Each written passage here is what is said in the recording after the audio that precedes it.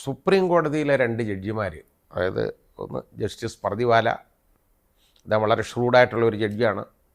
അതുപോലെ തന്നെ ജസ്റ്റിസ് മഹാദേവനാഥ്, അവർ തമ്മിൽ ഒന്നിച്ചുള്ള ബെഞ്ച് ഒരു കേസ് അലഹബാദ് ഹൈക്കോടതിയുടെ ഒരു സിംഗിൾ ബെഞ്ചിൻ്റെ ഒരു വിധി പരിശോധിക്കുകയായിരുന്നു.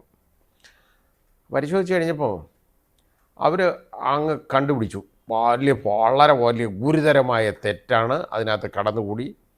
സത്യത്തിൽ അതിനകത്ത് ഗുരുതരമായ തെറ്റ് ഞാൻ കാണുന്നില്ല കേട്ടോ. ഞാനത് ആ ജഡ്ജ്മെൻറ്റ് നോക്കി, പിന്നെ അത് കൂടുതൽ പറയാൻ പറ്റാത്തത് കൊണ്ട് ഞാനത് പറയുന്നില്ല. കാരണം ഈ കണ്ടംപ്റ്റ് എന്നുള്ള ഡെമോക്രസി സോഡുണ്ടല്ലോ, തലയ്ക്ക് മുകളിൽ നിൽക്കുകയല്ലേ, അത് കാരണം കൂടുതൽ അതിനെക്കുറിച്ചൊന്നും പറയാനൊക്കത്തില്ല.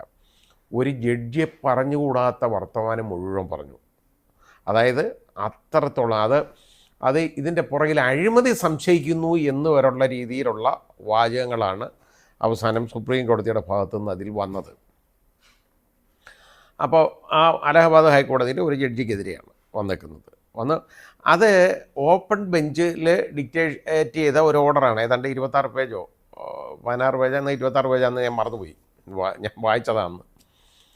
അപ്പോൾ വളരെ നിശ്ചിതമായ വിമർശനങ്ങളാണ് അതിനകത്ത് നടത്തി. കാരണം ഞങ്ങൾ ഞെട്ടിപ്പോയി, അങ്ങനെ പോയി ഇങ്ങനെ പോയി. ഈ ഞെട്ടുക എന്നൊക്കെ പറഞ്ഞു കഴിഞ്ഞാൽ ഒന്ന് ആലോചിച്ചോണം. ഈ ഹൈക്കോടതിയിലൊക്കെ ഇരിക്കുമ്പോൾ അവർ കുറച്ചുകൂടെ ഒന്ന് മുതിർന്ന് അതിൽ വന്നു കഴിഞ്ഞാണ് അവസാനം അതിൽ നിന്നാണ് കൂടുതൽ ആളുകളെയും സുപ്രീം കോടതിയിലേക്ക് എടുക്കുന്നത്. പിന്നെ ഡയറക്റ്റായിട്ട് ഇപ്പം പണ്ട് കാലത്തില്ലാത്തതുപോലെ കഴിഞ്ഞ ഒരു 10 വർഷമായിട്ട് ഡയറക്റ്റ് അപ്പോയിൻമെൻറ്റ്സിൻ്റെ എണ്ണം ഒരുപാട് കൂടി വരുന്നുണ്ട് സുപ്രീം കോടതിയിൽ.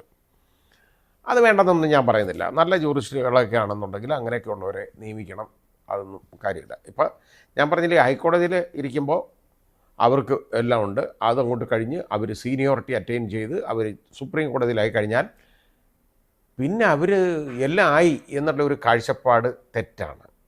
പിന്നെ ഒരു ജഡ്ജിയെക്കുറിച്ച് ഒരു ജഡ്ജ്മെൻറ്റിനകത്ത് എപ്പോഴും തെറ്റ് വരാം. ആ തെറ്റ് വരുന്നത് അത് തെറ്റാണെങ്കിൽ തിരുത്താൻ അപ്പലേറ്റ് ജൂറിസ്ഡിക്ഷൻ ഉണ്ടല്ലോ, അതാണല്ലോ സുപ്രീം കോടതി അത് ഇടപെടണം. ഇനി സുപ്രീം കോടതിക്ക് ഹൈക്കോടതിയുടെ മേളിൽ അഡ്മിനിസ്ട്രേറ്റീവ് പവർ വല്ലതും ഉണ്ടോ? ഒന്നുമില്ല. അതാദ്യം മനസ്സിലാക്കണം. സുപ്രീം കോടതിക്ക് അപ്പലേറ്റ് ജൂറിസ്ഡിക്ഷൻ, അപ്പലേറ്റ് പവർ ഉണ്ടെന്നുള്ളത് ഒഴിച്ചാൽ ഹൈക്കോടതികളുടെ മുകളിൽ വേറെ യാതൊരു നിയന്ത്രണവും സുപ്രീം കോടതിക്കില്ല. അഡ്മിനിസ്ട്രേറ്റീവ് സൈഡിൽ യഥാർത്ഥ ഹൈക്കോർട്ട് എന്ന് പറയുന്ന high court is the highest court. അതാണ് കാരണം. എന്താ, ഇന്ത്യക്ക് സ്വാതന്ത്ര്യം കിട്ടുമ്പോഴും ഹൈക്കോടതി ഇവിടെ ഉണ്ടായിരുന്നു, ഹൈക്കോടതികളുണ്ട്. പക്ഷേ അന്ന് സുപ്രീം കോടതി ഇല്ലായിരുന്നു, പിന്നെ വന്നേ. അപ്പോൾ ഹൈക്കോർട്ട് എന്ന് പറയുന്നത് high court is the highest court എന്ന് തന്നെ കണക്കാക്കണം. ഇൻഡിപെൻഡൻറ്റ് ജൂറിസ്ഡിക്ഷനാണ് അതിന്. അപ്പോൾ അതിൻ്റെ മുകളിൽ സുപ്രീം കോടതിക്ക് അഡ്മിനിസ്ട്രേറ്റീവ് പവറൊന്നുമില്ല. പക്ഷേ ഈ സുപ്രീം കോടതിയുടെ ഈ ഉത്തരവിനകത്ത് വന്ന ഒരു വലിയ പിഴവെന്ന് പറയുന്നത് എന്താണെന്നറിയോ? ഈ ജഡ്ജിയെ ഇനി ക്രിമിനൽ റോസ്റ്റർ കൺസിഡർ ചെയ്യുന്ന അതിലിരുത്താൻ പാടില്ല. അവരങ്ങ് തീരുമാനിച്ചു കേട്ടോ. ഒരു മനുഷ്യനെ പറയുന്നതിന് എന്തെങ്കിലും ഒരു കാര്യം കൂടെ വേണ്ട, ഇത് അങ്ങ് തീരുമാനിച്ചു. അവിടെ ഇരുത്താൻ പാടില്ല. അവിടുത്തെ ചീഫ് ജസ്റ്റിസിന് അവർ ഡയറക്ഷനാണ് കൊടുത്തത്. അതായത് ക്രിമിനൽ റോസ്റ്റർ ഇദ്ദേഹത്തിന് നൽകരുത്, അദ്ദേഹം റിട്ടയർ ചെയ്യുന്നവരെ കൊടുക്കരുതെന്നാണ്. ഇതൊക്കെ പറയാമെന്ന് പറഞ്ഞു കഴിഞ്ഞാൽ എന്ത് അധികപ്പറ്റാന്നൊന്ന് ആലോചിച്ച് നോക്കിയുള്ളൂ. നമ്മുടെ ജുഡീഷ്യറി ഈ സംവിധാനം എങ്ങോട്ട് പോകുന്നു എന്ന് നമ്മളത് കണ്ടാൽ ചിന്തിച്ചു പോകും. അപ്പോൾ അതിന് ഒരു വലിയ പ്രതികരണം ഉണ്ടായി. സുപ്രീം കോടതി വിചാരിച്ചില്ല ഇങ്ങനെ സംഭവിക്കുമെന്ന്. അലഹബാദ് ഹൈക്കോടതിയിലെ 13 ജഡ്ജിമാർ ചേർന്നുകൊണ്ട് ഒരു ലെറ്റർ തയ്യാറാക്കി അവിടുത്തെ അലഹബാദ് ചീഫ് ജസ്റ്റിസിന് കൊടുത്തു. എത്രയും പെട്ടെന്ന് ഫുൾ കോർട്ട് വിളിക്കണം, കാരണം ഇതിലൊരു തീരുമാനമെടുക്കാൻ. കാരണം ഈ ജഡ്ജിയെ ക്രിമിനൽ റോസ്റ്റർ കൊടുക്കരുതെന്നൊക്കെ പറയാൻ സുപ്രീം കോടതി പറയുകയാണ്. ഒരു മനുഷ്യനെ ഇങ്ങനെ ആക്ഷേപിക്കുകയാണ്, ഒരു ജഡ്ജിയെ. ആ രീതിയിൽ വളരെ യഥാർത്ഥത്തിൽ ഒരു പേഴ്സണൽ അറ്റാക്ക് പോലുള്ള അതായിപ്പോയി. പക്ഷെ അവർ ചിലപ്പം നല്ല കാര്യം ഉദ്ദേശിച്ചായിരിക്കും ചെയ്തേക്കുന്നത്. പക്ഷേ അത് ചെയ്തു വന്നപ്പോൾ വളരെ വഷളായിപ്പോയി എന്ന് പറയാതിരിക്കാൻ ഒരു നിർവാഹവും ഇല്ല. അങ്ങനെ ഫുൾ കോർട്ട് വിളിക്കണം എന്ന്, അതിൻ്റെ വല്ലാത്ത കോൺസിക്വൻസ് അതിൽ നിന്നുണ്ടാവും എന്നുള്ളത് അവിടുത്തെ ചീഫ് ജസ്റ്റിസിനെ അറിയാം. ഏതായാലും ഈ വിവരം നമ്മുടെ ഇന്ത്യൻ ചീഫ് ജസ്റ്റിസ് ഗവായിയുടെ ശ്രദ്ധയിൽപ്പെടുന്നു. അദ്ദേഹം എന്താണെന്നറിയാം, അദ്ദേഹം ഒരു ലെറ്റർ എഴുതി കൊടുത്തു. അതായത് ഈ ജഡ്ജിമാരുള്ള ബെഞ്ചിൽ ഇതൊന്ന് റീകൺസിഡർ ചെയ്യണം എന്നുള്ളത് കൊടുത്തു. യഥാർത്ഥത്തിൽ ഇങ്ങനെ ക്രിമിനൽ മാറ്റേഴ്സിനകത്തെന്ന് പറയുന്നത് അതിനകത്ത് യഥാർത്ഥത്തിൽ കീഴ്ക്കോടതികൾക്കൊന്നും റിവ്യൂ പവർ ഇല്ലെങ്കിലും ഹൈക്കോടതിക്കും സുപ്രീം കോടതിക്കും ഒക്കെ ഇങ്ങനെയൊക്കെ ചെയ്യാം. ഏതായാലും വേറെ നിർവാഹമില്ല എന്ന് മനസ്സിലാക്കിയിട്ട് ഈ ഓർഡർ ഈ ജഡ്ജിമാരങ്ങ് റീകോൾ ചെയ്തു കേട്ടോ.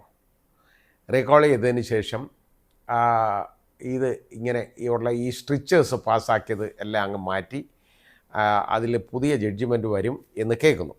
അത് ഞാൻ കണ്ടില്ല. ഏതായാലും ഇത് ഞാൻ പറഞ്ഞത് ഇത് സമൂഹത്തിലൊരു തമാശയായിട്ട് ഇപ്പോൾ മാറിയിട്ടുണ്ട്. ആ രീതിയായി. അത് വേണ്ടായിരുന്നു. സുപ്രീം കോടതി എന്നൊക്കെ പറഞ്ഞു കഴിഞ്ഞാൽ ഇങ്ങനെയൊന്നും അല്ല. ഒരു സ്കാത്തിങ് അറ്റാക്ക്, ഒരു റിമാർക്സ് ഇങ്ങനെയൊന്നും ചെയ്യരുത്. ചില ജഡ്ജിമാർ എഴുതുമ്പോൾ ഈ കീഴ്ക്കോടതി ജഡ്ജിമാരെ ഉണ്ടല്ലോ, അവർ കീഴ്ക്കോടതി എന്ന് പറഞ്ഞാൽ ഈ സുപ്രീം കോടതി സംബന്ധിച്ചിടത്തോളം ഹൈക്കോടതി കീഴ്ക്കോടതി ഒന്നുമല്ല. അതാ ഞാൻ പറഞ്ഞേ, അഡ്മിനിസ്ട്രേറ്റീവ് പവർ ഇല്ല അതിൻ്റെ മേളിൽ. ഒരു നിയന്ത്രണവും സുപ്രീം കോടതിക്കില്ല. ഒരു ഹൈക്കോടതി ജഡ്ജിയുടെ മേളിലും സുപ്രീം കോടതിക്ക് പ്രത്യേക അധികാരങ്ങളൊന്നുമില്ല. സുപ്രീം കോടതിക്ക് ഒരു ശിക്ഷണ നടപടി എടുക്കാനും പറ്റത്തില്ല ഒരു ഹൈക്കോടതിയുടെ ജഡ്ജിയുടെ മേളിൽ. അപ്പോൾ അങ്ങനെ ഇരുന്ന സമയത്താണ് ഈ രീതിയിലുള്ള കുഴപ്പങ്ങൾ ഈ ജഡ്ജിമെൻറ്റിനകത്ത് കടന്നുകൂടാനിടയായത്. അത് ഒരു പെട്ടെന്നുണ്ടായ ഒരു പ്രകോപനം കൊണ്ടങ്ങ് ആവും. അല്ലെങ്കിൽ അങ്ങനെ ജസ്റ്റിസ് പർദീവാലയുടെ ഭാഗത്തു നിന്നും അങ്ങനെ ഒരിക്കലും വരാത്തതാണ്. ഏതായാലും വളരെ ഇമ്പൾസീവായിട്ട് അദ്ദേഹം പ്രതികരിക്കാറുണ്ട്. അങ്ങനെയുള്ള കുറേ ജഡ്ജിമെൻറ്റുകൾ നമ്മൾ കാണുന്നുണ്ടല്ലോ, അത് വലിയ പ്രശ്നങ്ങളായിട്ട് മാറുന്നുണ്ട്. പക്ഷേ അത് ഞാൻ പറഞ്ഞില്ലേ, ഒരു ഒരു ഒരു ഒരു ജഡ്ജിയെ ഇനി അയാൾ റിട്ടയർ ചെയ്ത് പോകുന്നത് വരെ അയാളെ ക്രിമിനൽ ജൂറിസ്ഡിക്ഷനിൽ ഇരുത്തരുത്, ക്രിമിനൽ റോസ്റ്റർ കൊടുക്കരുത് എന്നൊക്കെ പറഞ്ഞാൽ വളരെ ബുദ്ധിമുട്ടാണ്. ആ ജഡ്ജി എഴുതിയപ്പോൾ അതിനകത്ത് ഒന്നോ രണ്ടോ ഓബ്സർവേഷൻസിനകത്ത് ഒരു ശകലം അതിൽ കടന്നെന്നുള്ളത് ഒഴിച്ചാൽ ഞാൻ അലഹബാദ് ഹൈക്കോടതി ജഡ്ജിയിലെ ഓർഡറിലെ വലിയ കുഴപ്പമൊന്നും ഞാൻ കാണുന്നില്ല. അദ്ദേഹം ഒരു സത്യം വിളിച്ചു പറഞ്ഞു എന്നുള്ളത് ശരിയാണ്. അത് നമ്മുടെ നാട്ടിലെ കുഴപ്പത്തിൻ്റെ തന്നെയാണ്. ഈ പണം കൊടുത്താൽ അത് തിരിച്ചു കിട്ടത്തില്ല. അങ്ങനെ അതായത് വളരെ ഒരു ലോലമായ ഒരു ചെറിയ വളരെ ലോലമായ ഒരു ബ്രിഡ്ജാണ് യഥാർത്ഥത്തിൽ ഇത് തമ്മിൽ വേർതിരിക്കുന്നത്. ഇപ്പോൾ അതായത് breach of trust, criminal breach of trust എന്ന് പറയുന്ന ഒഫൻസ് അത് വരുമോ ഒരു സിവിൽ ട്രാൻസാക്ഷനിൽ എന്ന് പറഞ്ഞാൽ പല സിവിൽ ട്രാൻസാക്ഷനിലും വരും, ഇല്ലെന്ന് പറയാൻ ഒക്കത്തില്ല. അത് നിയമം നോക്കിയിട്ടുള്ള വർഷങ്ങൾ പരിചയമുള്ള എനിക്ക് പറയാൻ പറ്റും, പല ട്രാൻസാക്ഷനിലും ക്രിമിനൽ ബ്രീച്ച് ഓഫ് ട്രസ്റ്റ് വരും. അങ്ങനെ വരുന്നുടനെ അവിടെ സിവിൽ കേസും വരും, ക്രിമിനൽ കേസും വരും. അതിലെന്താ തെറ്റെന്നുള്ളത് എനിക്ക് മനസ്സിലായിട്ടില്ല കേട്ടോ. എനിക്കിപ്പോഴും മനസ്സിലാകാത്തൊരു കാര്യമാണ്. ഏതായാലും ഈ ജഡ്ജിമെൻ്റ് എഴുതിയ ആ ജഡ്ജിയെ ഒരുപാട് അധിക്ഷേപിക്കാനിടയായി എന്നുള്ളത് വളരെ ഒരു പ്രകടമായ ഒരു കാര്യമാണ്. പക്ഷേ ഇത് എഴുതി വരുമ്പോൾ ഞാൻ പറഞ്ഞില്ലേ, പല ജഡ്ജിമാരും ഇങ്ങനെ എഴുതും. അവസാനം കീഴ്ക്കോടതി ജഡ്ജിമാർ ഇങ്ങനെ എഴുതുമ്പോൾ ഒരു ഹൈക്കോടതി ജഡ്ജി ജഡ്ജിയുടെ മേളിൽ എഴുതി വെച്ച് അയാൾ വിവരമില്ലാതെ ചെയ്തു, അത് ചെയ്തു, ഇത് ചെയ്തു എന്നൊക്കെ ചിലപ്പം വ്യക്തിവിരോധം കൊണ്ട് ചെയ്യും. ഞാൻ കണ്ടിട്ടുണ്ട്, അതുകൊണ്ടാണ് ഞാൻ പറഞ്ഞേ. അവസാനം ഞാൻ പോകാനിടയായിട്ടുണ്ട് സുപ്രീം കോടതിയിൽ ഇത് എക്സ്പെൻഡ് ചെയ്യാനായിട്ട്. അങ്ങനെ വരും.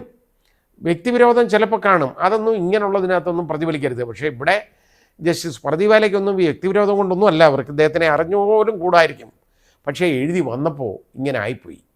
അതുകൊണ്ട് യഥാർത്ഥത്തിൽ ന്യായാധിപന്മാർ ഉണ്ടല്ലോ, ഹൈക്കോടതിയിലായാലും സുപ്രീം കോടതിയിലായാലും ഇങ്ങനെയുള്ള ജഡ്ജ്മെൻറ്റ്സൊക്കെ എഴുതുമ്പോൾ ഇതുപോലൊരു സ്കാത്തിങ് റിമാർക്സ്, ഒരു അറ്റാക്ക് ഇതേപോലെ ഈ മറ്റ് ജഡ്ജിമാരുടെ മുകളിലും ഈ വിധി നടത്തിയ ആളിൻ്റെ മുകളിലും ഒന്നും പറയരുത്. അപ്പലേറ്റ് പവർ എക്സർസൈസ് ചെയ്യുക എന്നുള്ളതല്ലാതെ അതിനപ്പുറത്തോട്ട് പോകരുത്. ഏതായാലും ഈ ജഡ്ജിമാരുടെ പ്രതിഷേധത്തിന് ഫലം കാണുന്നു. കാരണം അത് ഇന്ത്യൻ ചീഫ് ജസ്റ്റിസ് ഇടപെട്ടു. ഏതായാലും ആ പ്രശ്നം രമ്യമായി പരിഹരിക്കപ്പെടും. കാരണം ഇങ്ങനൊരു കൺഫ്രണ്ടേഷൻ ഒരിക്കലും ഹൈക്കോടതി ജഡ്ജിയും സുപ്രീം കോടതി ജഡ്ജിമാരുമായിട്ടോ അല്ലെങ്കിൽ ഹൈക്കോടതിയും സുപ്രീം കോടതിയുമായിട്ടോ പോലും ഉണ്ടാകാൻ പാടില്ലാത്തതാണ്. അത് നമ്മുടെ ജുഡീഷ്യൽ സംവിധാനത്തിന്, നീതിന്യായ സംവിധാനത്തിന് വളരെ ഒരു തെറ്റായ സന്ദേശം കൊടുക്കുകയും ചെയ്യും.